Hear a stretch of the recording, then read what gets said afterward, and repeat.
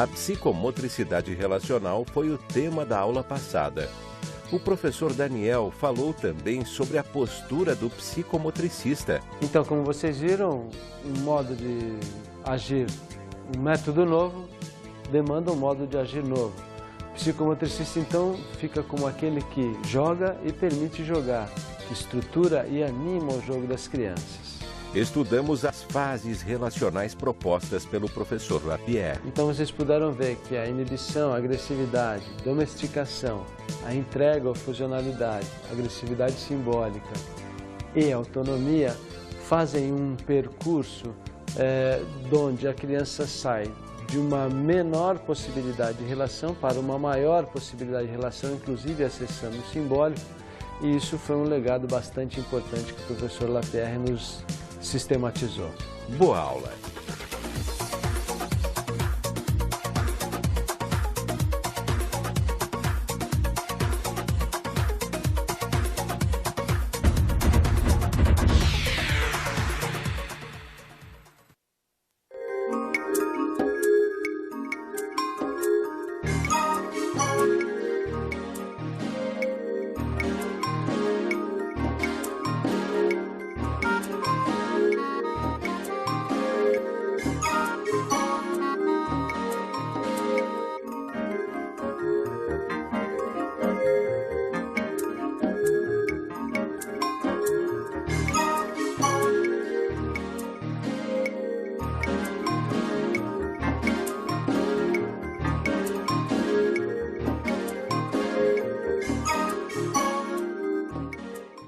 Olá, estamos aqui para mais uma aula de educação psicomotora e a nossa temática hoje vai versar sobre uma revisão geral, sobretudo, particularmente hoje, do corpo hábil e do corpo consciente, para que vocês possam ter então uma ideia mais alinhavada desse processo histórico desde o nascimento da psicomotricidade até o nascimento da economia do movimento. Para que vocês possam ter uma ideia um pouco mais interativa da nossa aula, nós trouxemos hoje aqui dois convidados especiais, ilustres colegas de vocês, que vão me ajudar a fazer essa revisão.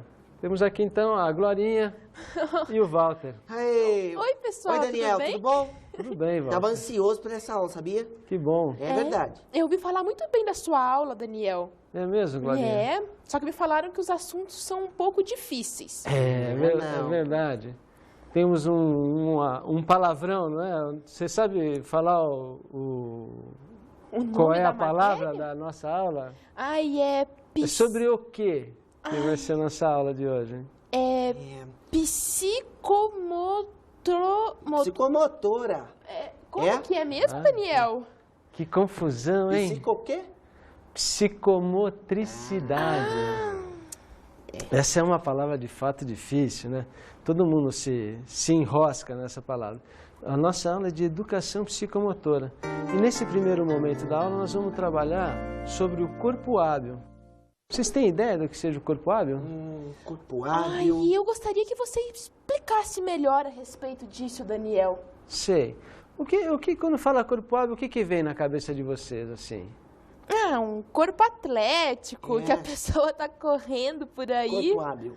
É isso, Daniel? O corpo atlético, um corpo que sabe fazer. Como é que é, Walter? Correndo Corre assim. e tal, tem uma certa. Isso aí. O corpo hábil traz exatamente esta ideia de um corpo que sabe fazer, ou seja, de um corpo que tem habilidade para fazer o movimento, tem prontidão para fazer o movimento, não é? Esse corpo hábil, na verdade, ele começa a ser desenvolvido, a ser estudado como tal, a partir do final do século XIX, início do século XX, e vai tomando uma proporção cada vez maior dos estudos até os anos 40, mais ou menos. Então, nós temos aí, como vocês podem ver, um estudo sobre o corpo que vai pensar justamente como é que o corpo funciona, o que ele é capaz de fazer e como é que a gente pode, ou seja, os cientistas daquela época pensavam como é que se pode interferir diretamente no processamento do do movimento, propriamente dito, e do comportamento, sobretudo, né? Ei, Daniel, mas como que surgiu esse ramo do conhecimento? Essa é uma ótima pergunta, Glorinha, porque é o seguinte, nós temos que pensar assim, ó, vocês também acompanham aqui, todo processo, toda área do conhecimento que surge, ela surge fundamentalmente para responder uma necessidade da sociedade num determinado momento histórico, certo? A psicomotricidade, veja, surge no finalzinho do século XIX, início do século XX, que já é século passado, né? Para responder o quê? Há uma necessidade do processo produtivo em vigor. Então, ou seja, qual é o processo produtivo em vigor? É o processo industrial capitalista, tá certo? Sim, então tem um tempo que é regido pelo tempo da máquina, enfim, tem um tempo de confinamento dos seres humanos que aí trabalham de 8 horas, 15 horas, por vezes, dentro da fábrica, enfim. Então, vocês imaginam, tem um pessoal que vem vindo do meio rural, num tempo de trabalho completamente, bastante orgânico, por assim dizer, e acabam tendo que se sujeitar ou se moldar a uma condição de trabalho que é relativo, é praticamente como dizer, bom, o Marx até dizia, né, que o homem acaba virando um apenso vivo de um organismo morto, ou seja, ele vai ser um apêndice da máquina, ou seja, então todo o processo, todo o ritmo, todo o movimento dentro da linha de produção vai ser regido pela máquina. Isso vai gerar um estresse, é de se pensar que isso gere um estresse, que isso gere um desconforto corporal, que isso gere uma dificuldade dos seres humanos de se adaptarem a esse processo, tá certo? Entendi. A psicomotricidade é uma das áreas do conhecimento que veio em auxílio a esta adaptação, vamos dizer assim, ou seja, uma das, como a gente vem tratando ao longo do curso, foi uma das disciplinas que auxiliou nesse processo de coerção do corpo, de sujeitamento do corpo a esse novo processo produtivo, a esse novo modo de produção.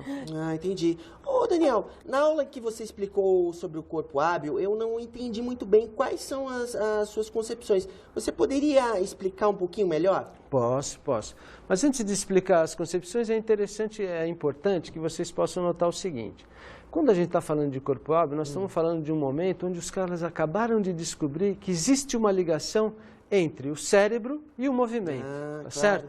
Existe uma ideia de paralelismo. O organizador desse período é o que se chamou de paralelismo. O que quer dizer isso? Existe uma íntima relação entre o movimento e a cerebração, ou seja, cerebração e musculação, vamos dizer assim, né?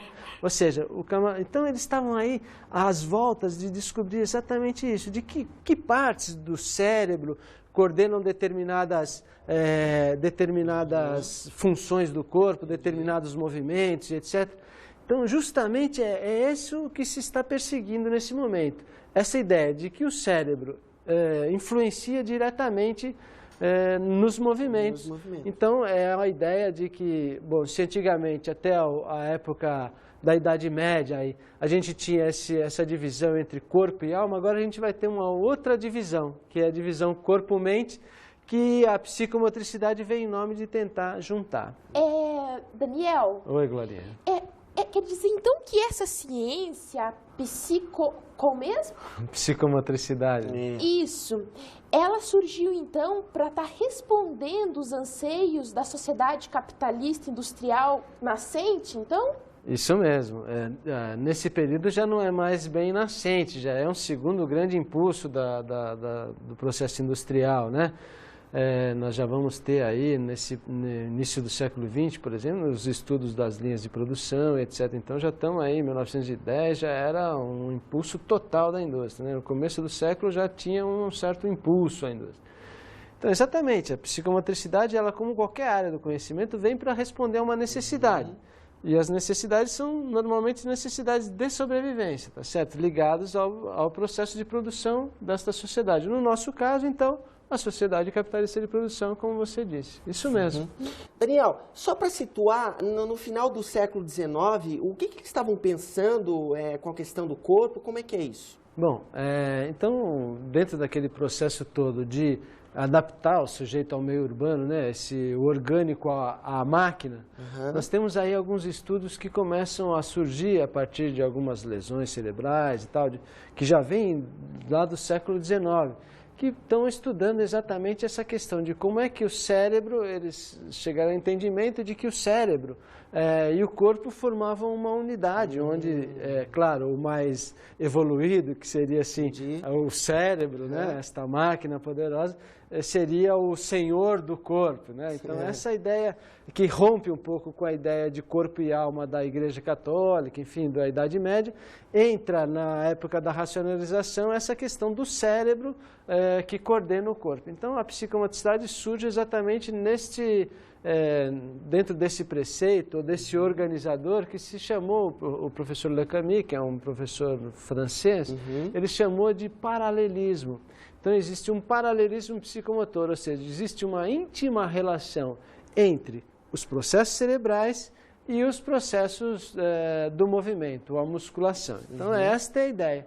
E o corpo, então, fica visto, de certa maneira, como um corpo que é receptáculo da tradição, ou seja, é um corpo que só vem para ser normatizado. Esta é a ideia fundamental do corpo nesse período.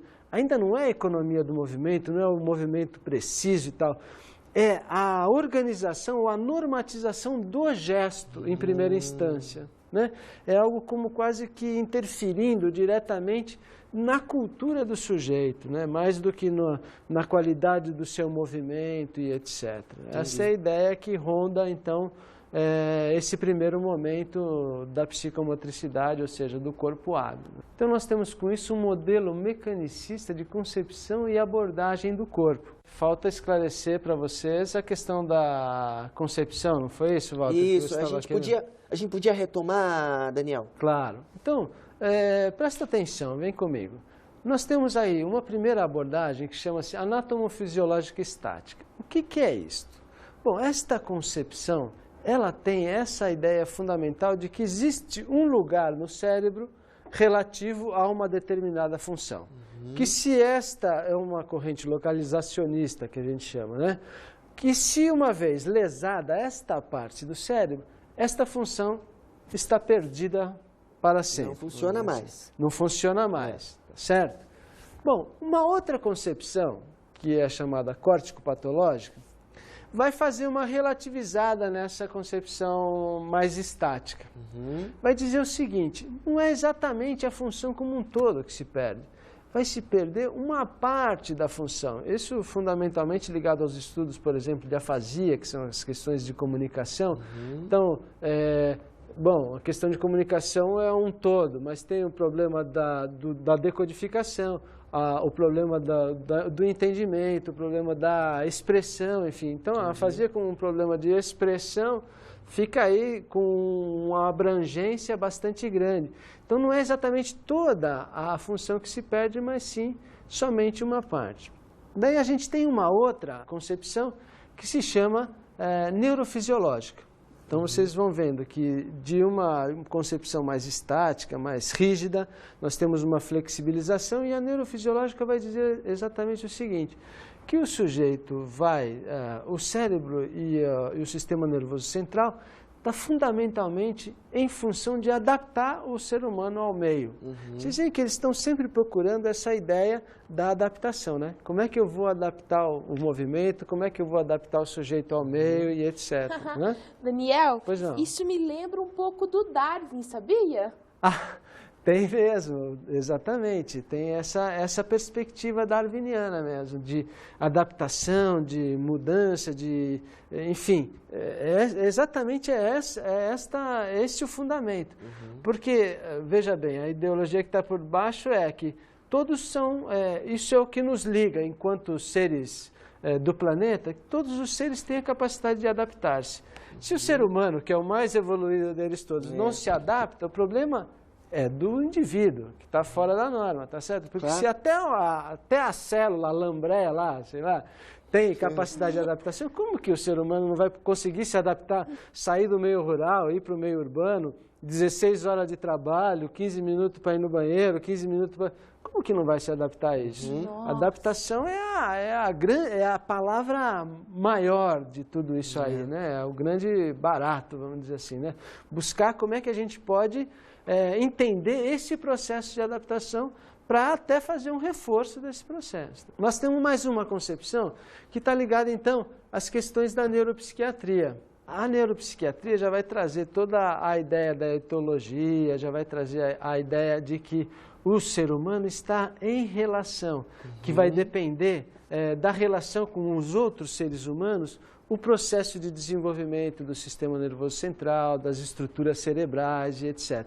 Então, vocês vejam que vem de uma concepção absolutamente biológica e vai em direção a uma concepção, que é a da neuropsiquiatria, que vai colocar o sujeito em relação com os outros seres humanos. Então, e dá importância para essa questão. Bom, o ser humano ele vai se desenvolver, então aí nós temos alguns autores, por exemplo, como Vallon, que vai falar do diálogo tônico, etc., vai enfatizar a importância da relação do humano com o humano nesse processo de desenvolvimento e tal, não é? Como principais contribuições desse período, nós temos um legado do professor chamado Edouard Guillemot, que lá por volta de 1935 organizou, sistematizou um processo de reeducação psicomotora e, mais do que isso, sistematizou também um processo ou um protocolo do que se chamou exame psicomotor. Foi o primeiro exame psicomotor sistematizado ao longo da história da psicomotricidade.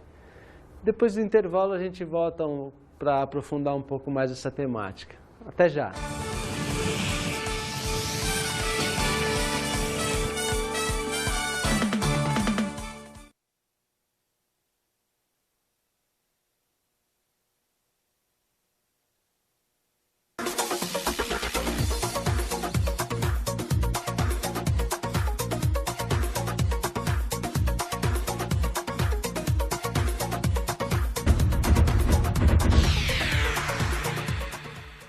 Vamos dar continuidade, então, à nossa aula.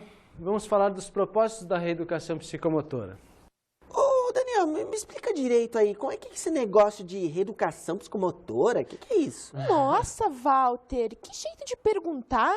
Calma, Você Dora. deveria falar assim. Como? Quais são os propósitos da reeducação psicomotora? Ah, você não é a mesma coisa. Ah, claro que não. Assim Daniel, é muito como é- mais educado. Ó, vamos tranquila, Glorinha. Não, tudo bem, não esquenta a cabeça. O Walter tem um interesse aí. Walter, o negócio é o seguinte, os propósitos da reeducação, a reeducação psicomotora é justamente essa ideia. Bom, o sujeito estava apresentando lá algum problema, um problema na fábrica, um problema, porque a gente não pode esquecer que também na fábrica haviam crianças trabalhando, né? Ah, sim, o processo fabril, final do século, meados do século XIX, tinham lá crianças de até 3, 4 anos de idade trabalhando na fábrica. Então, o troço não era bolinho, não. Então, quando apresentava algum distúrbio de comportamento, algum problema, e aí já no final do século XIX, começo do século XX, na escola, por exemplo, então mandavam para a reeducação psicomotora, acreditando então que essa ideia da intervenção no corpo vai intervir na questão do comportamento da pessoa e tal, em nome de uma noção de corpo e etc. Então se intervia aí corporalmente, disciplinando o corpo. Então a ideia era fundamentalmente essa, de poder recuperar o camarada, né? Então quais eram os propósitos fundamentais? Reeducar a atividade tônica. Então aí nós temos essa... Isso é um tipo de uma atividade de reeducação psicomotora, né? Exatamente. Então o tono corporal, ou seja, nós temos aí um pano de fundo que anima o nosso músculo, vamos dizer assim. Então quando você está tenso, fica com a musculatura toda mais tensa. Mas às vezes você olha por fora e fala, mas esse sujeito é tenso, embora ele não esteja duro assim com a musculatura, né? Então nós temos um negócio que chama tono corporal. Tono é exatamente esse pano de fundo que anima o estado da musculatura do corpo e o estado também psíquico, porque aí a gente, em alguns estudos, acabou se entendendo que existe uma íntima relação entre o que é tono postural e o que é tono emocional. Então, aí vocês estão vendo que tem um entremeio na intervenção do corpo, e na intervenção do estado tônico também com o propósito de modificar ou de se reorganizar um estado mental, né? Ah, legal.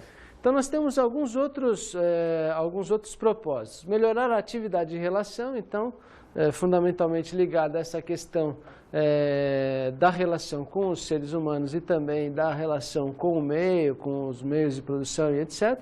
E desenvolver o controle motor, que a gente pode pensar na importância que tinha isso, né, na questão das relações, ou seja, um meio urbano se reorganizando, proliferando, aumentando, e também a importância da intimidade do corpo com o corpo, da questão da relação motora propriamente dita, que é um outro treinamento. Você imagina que a partir desse momento, então, o ser humano ele vai ficar sujeito a fazer um movimento repetitivo por longos períodos, ao longo de muitos dias seguidos. No caso do começo da Revolução Industrial, praticamente sua vida inteira.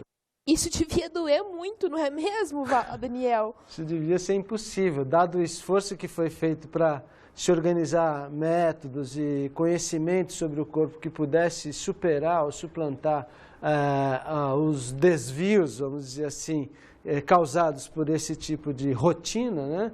Você pode imaginar a gravidade ou a importância que tinha exatamente essa massificação, ou seja, essa canonização do movimento. Né?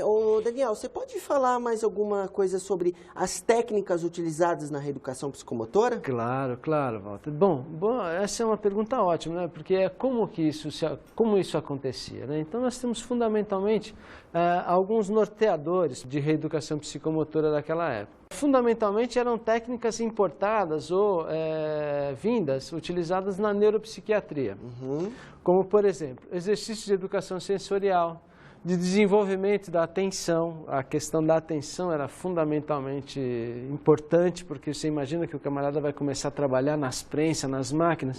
Qualquer desvio de atenção, nesse momento, é um desvio perigosíssimo, porque pode até mesmo representar a diferença entre a vida e a morte. Não é? Claro.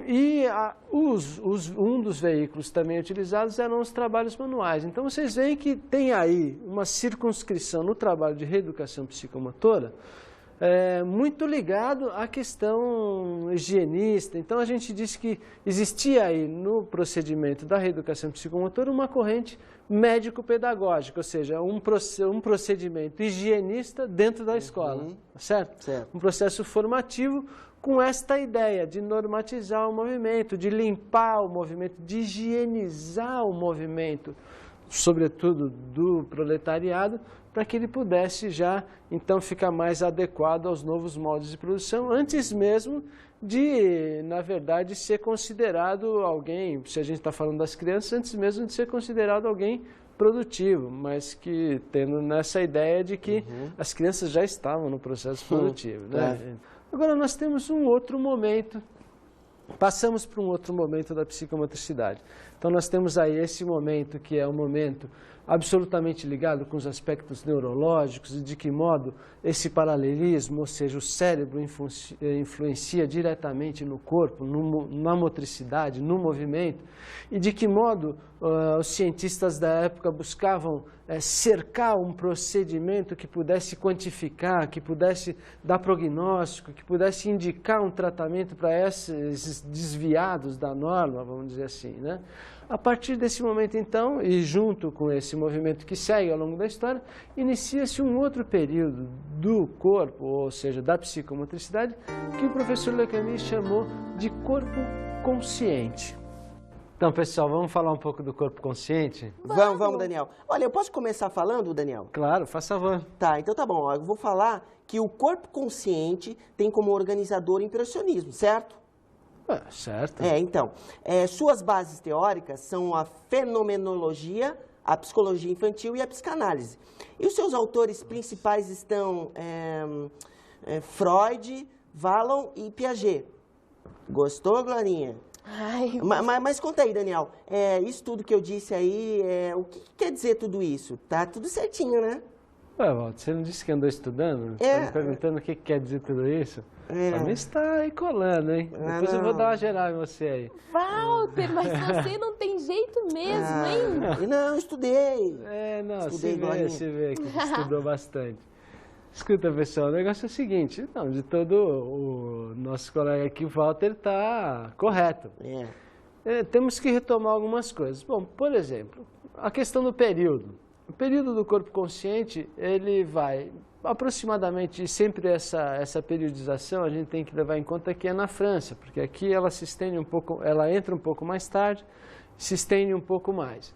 Então nós temos na França o período de 1945 até aproximadamente 1973, então vocês veem aí que tem dois momentos muito importantes, que é a reconstrução da Segunda Guerra, né? E depois o movimento de 68 na França e tal, que vai ser um outro marco para o corpo consciente.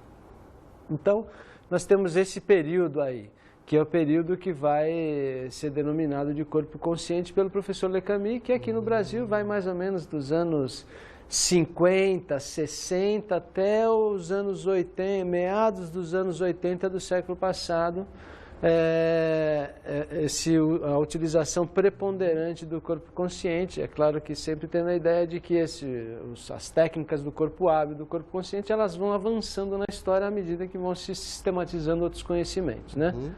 O organizador é, de fato, o impressionismo. O que quer dizer isso, né, o impressionismo? A gente tem que ter na ideia de que esse agora é um corpo que, se antes era adestrado, agora ele é capaz de aprender, mas é ainda um aprendizado bastante tradicional, onde o psicomotricista sabe o que é bom para o corpo, enfim, as técnicas, qual é o defeito que o corpo tem, quem sabe é o psicomotricista, que vai prescrever, que vai fazer as séries de exercícios que são necessárias para repor aquilo que falta ao sujeito. Então, é como que se ainda há uma postura mais ativa daquele que recebe, vamos dizer assim, do educando, do aluno, mas ainda, de certo modo, só na atividade de receber, de ser impressionado pelo meio, pelas técnicas, enfim, né? Tem a questão da preponderância da percepção, que a fenomenologia vai trazer essa contribuição. Então, é um corpo que é impressionado pelas coisas do mundo e se organiza a partir disso. E é tido, então, a partir dessa questão do impressionismo, é tido como um corpo receptor. O Walter também falou das questões das bases teóricas, né? Ele trouxe a fenomenologia, a psicologia infantil e a psicanálise. A fenomenologia vai trazer exatamente esta ideia da percepção do mundo, né? Na concepção de si mesmo a partir do modo como eu percebo o mundo e as relações e o meu próprio corpo, vamos dizer assim, né? Já na psicologia infantil nós temos essa ideia das fases do desenvolvimento do Piaget, nós temos as fases de desenvolvimento do Vallon, ambos os autores com uma diferença de ponto de partida teórico bastante importante. O Vallon vai partir do social para o indivíduo, o Piaget parte de nem indivíduo não para que vá se desenvolvendo até chegar na socialização a partir dos processos de adaptação, enfim, equilibração. São concepções até certo ponto antagônicas, vamos dizer assim, que sustentam ideologias bastante diferentes.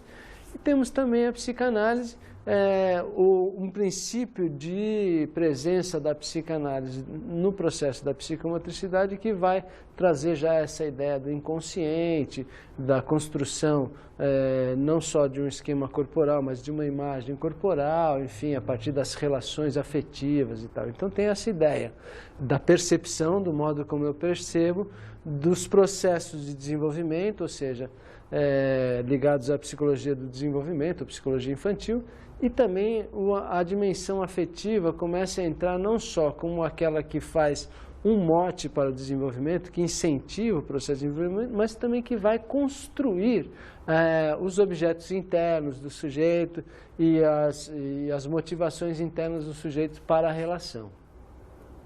Então nós temos alguns autores importantes aí dentro do corpo consciente, e cada um a seu modo ligado a uma determinada área do conhecimento, tá certo? Sim. Vocês têm ideia de algum? De algum autor? Sim. Ai, Walter, você que sabia Deixa tudo. eu olhar aqui. Não sei. Pode falar, Daniel. Esqueceu, Walter? Esqueci Você agora. falou tantos autores aí. Mas Você falou do Vallon, do Piaget. Qual outro que você falou mesmo? Falei também do Freud. Do Freud. Não tem um autor que é bem importante para a psicomotricidade, assim, ele vai se situar mais ou menos nos anos 40, chamou-se Paul Schilder. A ideia do Schilder e do corpo perceptual advém da formação do próprio Schilder, que é na gestalterapia e também na fenomenologia, onde ele concebe essa ideia de corpo, de constituição do corpo, de percepção do corpo, a partir do modo exatamente, embora a redundância, de como o sujeito se percebe e percebe ao mundo, essa interação de como que o camarada vai então se perceber frente às coisas que ele percebe do mundo, né? Então, por isso, o corpo perceptual. Vocês têm alguma ideia de um outro autor? O Piaget. Piaget. O Piaget, ele vai chamar esta ideia do corpo biopsicossocial. É um autor conhecido, né? Então, as fases de desenvolvimento que partem fundamentalmente de uma concepção biológica. Ele é uma extensão um pouco do Arnold Gesell, que é um americano que estudou também o corpo nestas condições biomaturacionais, ou seja, então nós temos aí esses dois autores, o Gesell e o Piaget, que vão partir de um referencial biológico, ou seja, um referencial maturacional, né? Nós temos mais um autor que vai fazer uma quebra aí nesta ideia do maturacional, embora também considere essa questão biológica, vamos dizer assim, como importante. Não seria o Henri Vallon? Exatamente, é o Henri Vallon. O Henri Vallon, ele parte de uma concepção de corpo sócio-psicomaturacional. Essa é uma palavra que eu meio que inventei para fazer um contraponto com o biopsicossocial do Piaget, porque justamente o Vallon vai partir dessa importância do social para o desenvolvimento, assim como, ao contrário, o Piaget parte, então, do biológico para o desenvolvimento social. E o Vallon vai partir, então, do social para o desenvolvimento biológico, das estruturas cerebrais, etc. E temos também, então, o Freud com o corpo pulsional. O corpo pulsional exatamente dando esta indicação de que há algo no sujeito que se manifesta e que, bom, tem que ser organizado, tem que ser compreendido, tem que ser entendido, e a partir do que ele também vai poder aprender e entender o mundo, né? A partir do corpo do desejo, vamos dizer assim, né? Um corpo que tem que ser investido, mas faz porque é investido de afeto, de libido e etc. Tudo bem. Então nós temos fundamentalmente aí na psicomotricidade do corpo consciente, a psicomotricidade se configurando fundamentalmente, então pegando a preponderância da psicologia do desenvolvimento, da psicologia infantil, nós vamos encontrar então uma psicomotricidade especializada no esquema corporal, uma psicomotricidade que se configura então, em termos, entre aspas, como a ciência do esquema corporal. O que isso quer dizer? Ô, Daniel, esse esquema corporal é aquela coisa do corpo estar em forma, tudo em cima, como é que é? Tudo em cima, tudo embaixo, né, Walter? Não, exatamente não é bem essa questão. O esquema corporal, então, vou explicar assim mais textualmente para vocês, né? Ele vai servir como organizador das experiências dos seres humanos no tempo e no espaço presente, ou seja, é aquilo que coloca o ser humano em relação ou no momento presente com o seu corpo. Além disso, o esquema corporal vai se referir ao desenvolvimento da percepção e do controle do próprio corpo. Então, essa é a ideia fundamental, né? A partir desse momento, o corpo está a serviço dos modos de produção e o sujeito vai ter que colaborar com isso. Não vai ter mais o supervisor dizendo, olha, atitude, vamos, rápido. Não, o sujeito vai ter que estar aí com a consciência do seu próprio corpo e trabalhando economicamente para o bem da produção e para o próprio bem, para o bem de si mesmo, no sentido das lesões, etc, etc. Né? Então, com isso, finalizamos um pouco hoje o nosso trabalho. Vamos para as dicas de estudo.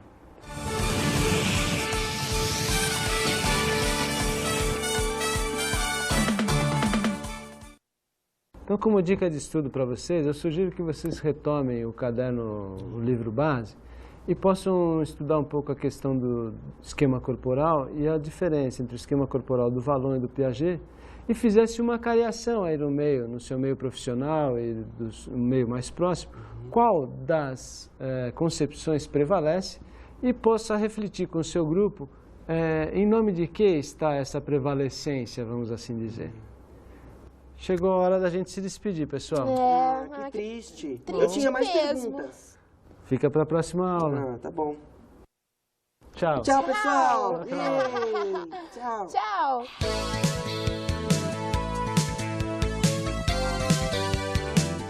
O professor Daniel começou na aula de hoje uma revisão do conteúdo do módulo. Revisamos o corpo hábil. Professor, eu ainda queria fazer uma pergunta. Pode fazer. É nessa época que a gente tem o paralelismo psicomotor? Exatamente, é nessa época do corpo hábil que foi configurada a ideia de paralelismo psicomotor, que traz como substrato o pensamento de que o cérebro e o movimento formam entidades ligadas, e por aí então os estudos de normatização do gesto e etc. Tiramos as dúvidas sobre o corpo consciente. E Daniel, foi nesse período que a gente estudou o esquema corporal? Isso mesmo, Walter. Foi no período do corpo consciente que os estudos do esquema corporal se deram. E a ideia, então, era de estabelecer uma metria do corpo, né, um entendimento do corpo que pudesse influenciar numa economia do movimento. Isso mesmo. Legal. Até a próxima aula.